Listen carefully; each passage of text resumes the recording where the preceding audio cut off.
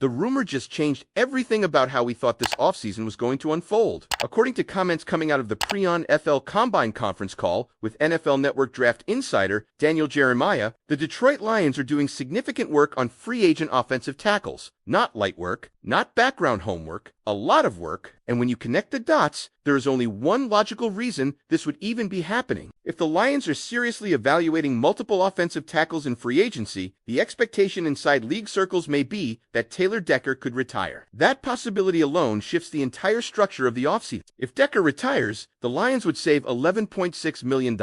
That's real cap space. But here's where it gets complicated. Saving money is one thing, replacing a starting left tackle is another. You don't just walk into the draft without a plan at that position. You can't gamble on a rookie protecting your quarterback without a safety net, so free agency becomes critical. Now the big question becomes, what type of move would Brad Holmes make? Do the Lions go big and spend serious money on a proven starter? Do they sign a mid-tier option who can hold the fort down? Or do they bring in competition and still target tackle at pick 17? The free agent market has some names that could start. There are players who could stabilize the line immediately, but after the top options, the talent drops off fast. And remember, the Lions still have Penei Sewell, which gives flexibility. They could technically add someone who plays right tackle if needed, depending on how they shuffle the line. That versatility matters. But here's the key point. Free agency will tell us exactly what they plan to do in the draft. If Detroit spends big money on a tackle, that likely changes what happens with the 17th overall pick. And that's where things get really interesting. There's a mock scenario floating around suggesting that if the Lions lock down tackle in free agency, they could trade up with the Cardinals to land Texas Tech edge rusher David Bailey. That move would cost the 17th pick, the 50th pick, a 2027 pick, and a third rounder, but it would secure elite pass rush talent. Imagine pairing a top-tier rookie edge with the defensive front. You instantly elevate the defensive line. You add explosiveness, you fix the pass rush in one aggressive move, but at what cost? If you trade that kind of draft capital, now you're thin elsewhere. Where do you get a center? Where do you address safety, tight end, linebacker depth? You're suddenly banking on veteran contributors and hoping free agency fills other holes. That's risky. This might not be the year to trade up. It might be the year to stand pat or even trade back and accumulate picks. There are multiple needs. You can't ignore center. You probably need a young safety. Tight end depth wouldn't hurt. If you mortgage picks, you better be absolutely certain about the plan. Now, let's pivot to another rumor gaining traction. The idea that David Montgomery could be moved because of future contract implications. We all know what's coming with Jahmyr Gibbs. He's going to get paid. He could very well become the highest paid running back in the league, potentially surpassing the $20 million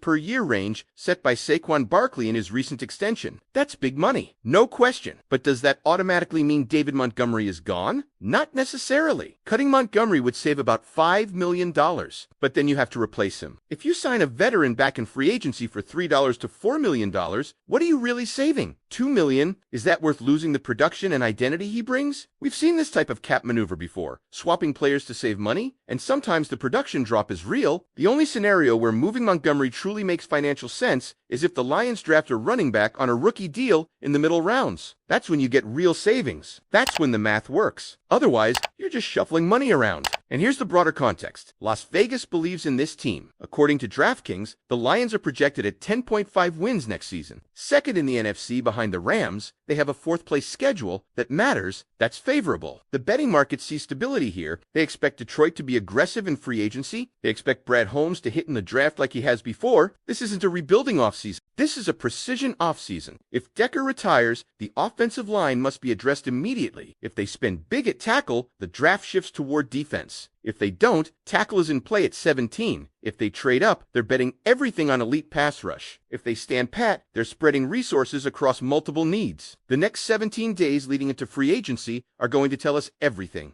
Agents are already talking. Numbers are already floating. Deals move fast once the window opens. If Detroit has been evaluating 4 or 5 tackles, they likely have price points mapped out. They likely know exactly which direction they'll go the moment free agency opens. So now I want to hear from you. If Taylor Decker retires and the Lions spend big on a free agent tackle, would you support trading up for an elite edge rusher even if it costs major draft capital, or would you rather keep the picks and build depth across the roster? And that's where the fork in the road really appears, because once you commit to one aggressive move, everything else becomes reactionary. If the Lions pull the trigger on a high-priced tackle in free agency, that tells you they believe this roster is ready right now. That's not a developmental mindset. That's not let's see how this rookie grows. That's a win-now signal. It would mean Brad Holmes and Dan Campbell see a championship window that is open and out. They are not interested in wasting a season trying to patch together protection on the blind side. But if they go cheaper at tackle, if they bring in more of a bridge player or competition piece, then suddenly pick 17 becomes extremely valuable. You might see them target a young tackle there instead of moving up for an edge, and that completely changes the defensive outlook. Because let's be honest, the pass rush has been the one thing Lions fans keep circling. You can talk about depth at safety, you can talk about tight end, you can talk about center, but when games get tight in January, you need pressure. You need someone who can win one-on-one without a blitz. You need that gimmicker. That's why the trade-up scenario is so tempting. It's bold, it's aggressive, it's the type of move that makes headlines, but it also leaves you exposed if you miscalculate. Giving up the 17th, the 50th, and future capital means you're betting on that edge rusher becoming elite quickly. If he hits, you look like a genius. If he doesn't, you just thinned out your roster flexibility for years. Now let's layer in the center situation again. That position cannot be ignored. You cannot go into next season uncertain at both tackle and center. That's how offensive rhythm collapses. That's how you expose your quarterback. If resources go towards tackle and edge, where does center get addressed? Free agency, mid-round draft pick, internal development. That's not a small detail. That's foundational to how this offense operates. And speaking of offense, let's revisit David Montgomery for a moment because his situation ties directly into roster identity. Dan Campbell wants physical football. He wants to run the ball. He wants to wear teams down in the fourth quarter. That two-back combination gives Detroit versatility and punishment power. If Montgomery stays, you keep that identity intact. If he leaves purely for cap maneuvering, you're trusting that a cheaper option can replicate that physical presence. That's not guaranteed. And remember, this team is projected at 10.5 wins for a reason. The betting markets aren't guessing. They see a fourth-place schedule, they see offensive continuity, they see a front office that is drafted well, they see a coaching staff that understands how it wants to play. This is not a franchise scrambling. This is a franchise calibrating. Every move now feels interconnected. If they go big at tackle, draft shifts to defense. If they trade up for edge, depth becomes thinner elsewhere. If they move on from Montgomery, they must have a draft plan. If they don't address center early, that decision will echo all season. And here's something else to think about. Free agency rumors rarely surface without smoke. When information leaks out during Combine Week, it usually comes from agents positioning their clients. That means conversations are already happening. Numbers are being floated. Scenarios are being mapped. So if the Lions truly are evaluating multiple offensive tackles, that suggests preparation for a real possibility, not just a contingency plan sitting on a shelf. This offseason doesn't feel random. It feels calculated. It feels like Detroit is quietly setting up multiple branches depending on what happens with Taylor Decker. If he retires, dominoes fall fast. If he doesn't, then perhaps all this tackle chatter is leverage or due diligence. But the clock is ticking. Free agency opens soon. Once the first move happens, we'll know exactly which path they chose.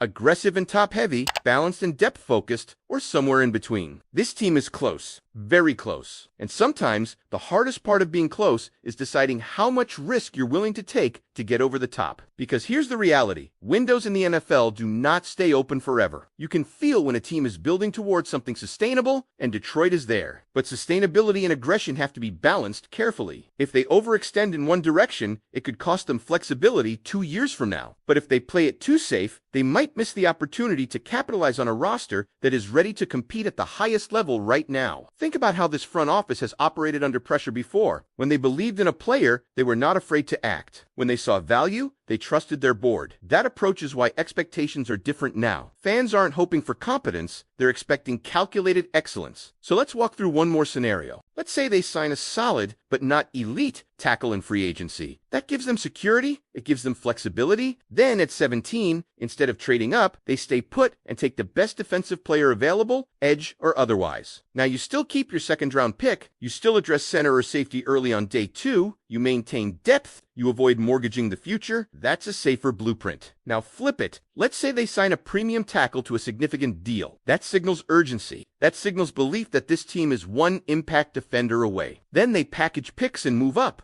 They land a dynamic edge rusher who changes protection schemes immediately. Suddenly, your defense plays faster. Your secondary benefits, your entire identity shifts from competitive to dangerous. That's the aggressive blueprint. Both paths can work, but only one can be chosen. And don't underestimate how much the schedule factors into this. A fourth-place schedule gives you opportunity, it gives you breathing room, it gives you margin for early season adjustments. If you're going to swing big, this is the type of season where you can absorb growing pains and still stack wins. But depth wins in December, health wins in December. That's where keeping draft capital becomes valuable. Everything we're discussing, tackle, center, edge, running back, it's all interconnected. This isn't about one rumor. It's about how one rumor reveals the internal pressure points of the roster. If Taylor Decker stays, the entire equation changes again. Maybe this was all precautionary research. Maybe the Lions are simply doing their due diligence like every smart front office should. But if he steps away, this offseason becomes one of the most pivotal in recent franchise history. The good news, the Lions aren't reacting from weakness. They're adjusting from strength. They have cap flexibility. They have draft capital. They have coaching continuity. They have belief from the betting markets and from around the league. Now, it's about execution. And that's why the next move is going to tell us everything about how this front office views 2026. Are they positioning for sustained dominance, or are they pushing chips to the center of the table right now? And the more you sit with it, the more you realize this offseason is not just about filling holes, it's about defining identity. Because identity shows up in the choices you make under pressure. If Detroit prioritizes offensive line security immediately, that tells you protecting the quarterback and maintaining offensive stability is the non-negotiable foundation. That's a statement that says, we trust our system, we trust our coaching, we just need to keep the engine clean. It's the conservative strength approach. But if they take a major swing at edge, especially by trading up, that tells you something else. That says they believe the offense is stable enough, deep enough, and mature enough to carry its own weight. That says they see defense as the final piece separating them from true contention. That's not a small philosophical difference. That's a blueprint shift. And here's another layer people aren't talking about enough: timing. If the Lions move quickly on the first day of free agency, that's conviction. That means the board was already set. That means discussions were advanced before the window officially opened. If they wait, if they monitor the market, if they let contracts settle before acting, that's a different strategy entirely. That's patience. That's price discipline. Both can work, but they send very different messages. Now bring this back to the locker room dynamic. If a veteran like Taylor Decker were to retire, that's leadership leaving the room. That's experience walking out the door. Replacing that isn't just about pass protection, it's about tone. It's about communication. It's about how the line functions together. That's why this decision, if it happens, echoes far beyond cap space. And the same applies to David Montgomery. Moving on from him isn't just about $5 million.